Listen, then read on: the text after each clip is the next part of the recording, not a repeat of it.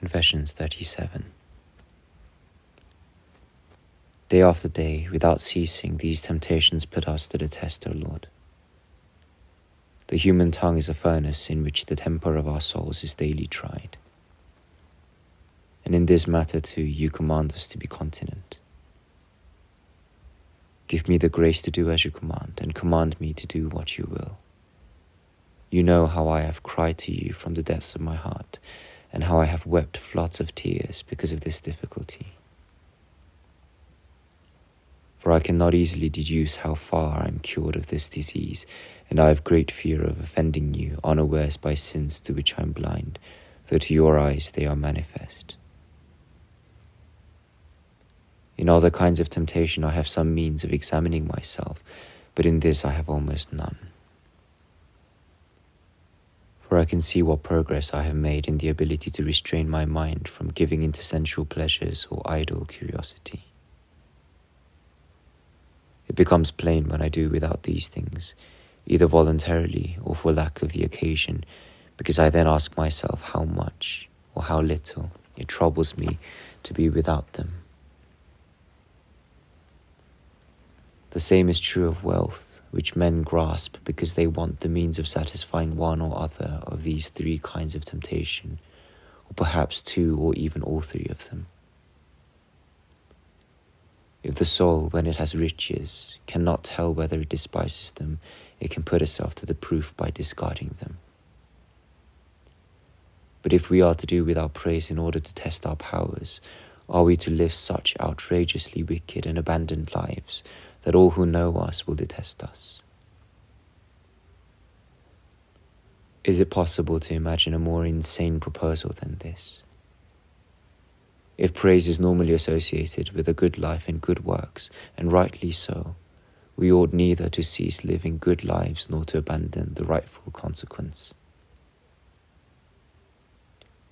But I cannot tell whether or not I have the forbearance to do without anything unless it is taken away from me.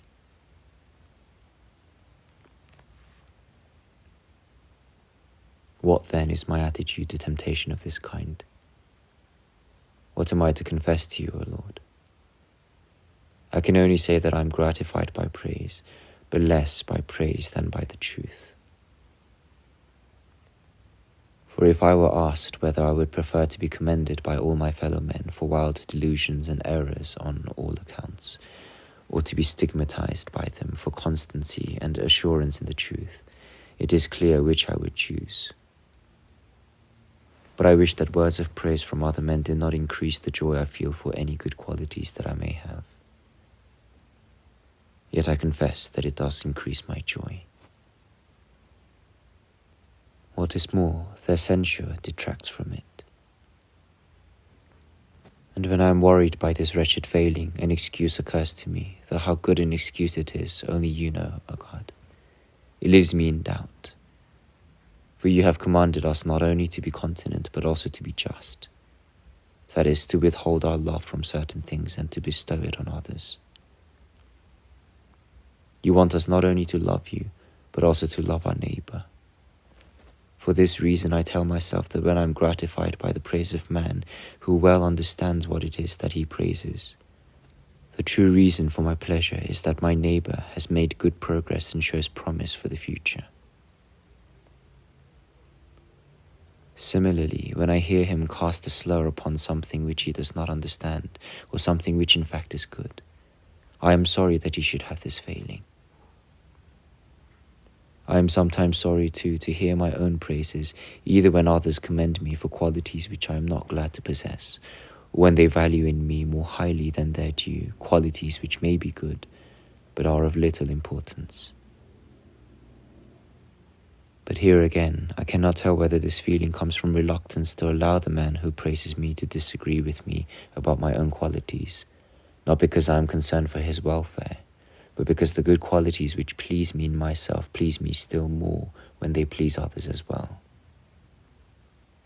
For in a certain sense, it is no compliment to me when my opinion of myself is not upheld, in other words, either when qualities which displease me are commended, or when those which please me least are most applauded. Am I not right then to say that I am in doubt about this problem? My God, in the light of your truth, I see that if my feelings are stirred by the praise which I receive, it should not be for my own sake, but for the good of my neighbor. But whether this is so with me, I do not know, for in this matter I know less about myself than I know of you. I beg you, my God, to reveal me to my own eyes, so that I may confess to my brothers in Christ what wounds I find in myself, for they will pray for me. Let me examine myself again more closely. If it is the good of my neighbor that touches my heart when I hear my own praises, why am I less aggrieved when blame is unjustly laid at another's door than when it is laid at mine? Why do insults sting me more when they are offered to me than when I hear them offered to others with equal injustice? Can I plead ignorance in this case too? Or is the truth of the matter that I deceive myself, and that in heart and tongue alike I am guilty of falsehood in your presence?